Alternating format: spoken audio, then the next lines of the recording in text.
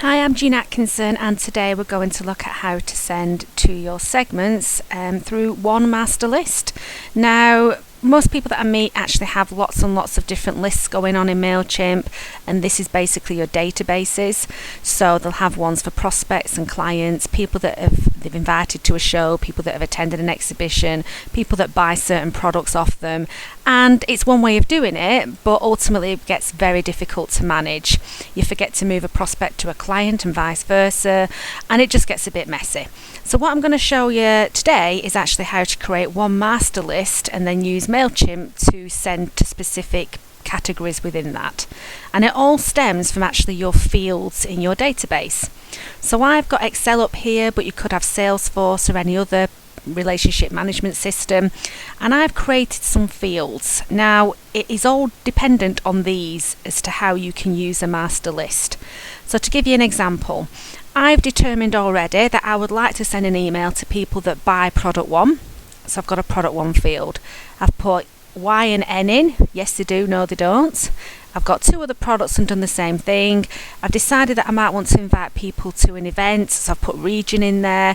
It could be that I want to send somebody a specific email related to marketing, or maybe the director of the company. Maybe I want to send at some point to just one particular company.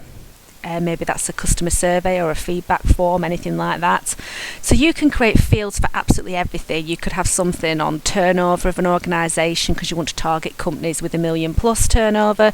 It could be staff numbers, number of employees, absolutely anything. But in order to make Mailchimp really work for you and be very effective at it, you need to do some planning beforehand and figure out who you want to be sending the emails to and what kind of things you're going to say. So the way you would do this is go into Mailchimp, and when you've created your campaign, the first page that comes up is recipients. And most people will click entire list, which means it will send it to all of those recipients in that database. Now what you might not have clicked on is this one, which is group or new segment. And this is where you can get really clever with one mailing list. I may decide that I want to target people that are not buying product 1. And because I've got an N in that field, that's what I've put in here. And if I update that recipient count, it gives me the 2 people that aren't currently buying that. I may decide that I want to target people who are based in, let's have a look. Let's do my home county, Lancashire. And then when you update that, we have 2 people there. Okay, it could be that you want to target a particular company. So we can say here, if we have a field for it, it's called Jumping. And you may have, 20-30 people that are working there. On our occasion, we have 1. And that is all based on what fields you have uploaded from your original database, and they will all appear under here. So if you can get really slick about thinking who you want to target, you can actually just use one email list and just make sure that you align it with information in that field. You could put is not, contains, does not contain. That's for stuff further down the line, but most of us can get away with just saying match it with a company that is called Jumping. You can do 2, so it could say I want product 1 is a no, and add another field that says product 2 is a yes. And then when I update that, it gives me 5. Okay, so you can do multiples at the same time, which works really, really well. You can search by pretty much anything as long as you have a field for it, and that's the main thing to highlight. You need to have a field for it.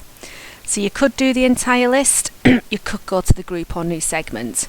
Now what's also really handy is they already have subscriber data activity. I'm not going to get into that in this session, but one of the popular ones that I use is campaign activity. Now obviously this is a new database, but if I use one of my other databases, I've already sent to them on numerous times. So I could say anybody that's opened, and my list of campaigns will come up under here. Any of the last 5 campaigns, the last campaign, whichever one you want to choose.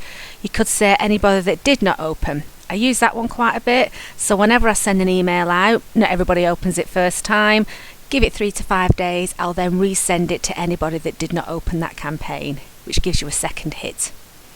There's lots of things you can search by. I definitely recommend looking at campaign activity, and I definitely put some thought into your original data before you actually upload it into the list.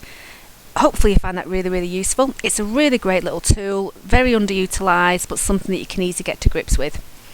I'm Jean Atkinson. Thank you very much for listening to this session. Feel free to share. You can download this or you can subscribe to the channel. There'll be lots more coming. Thank you very much.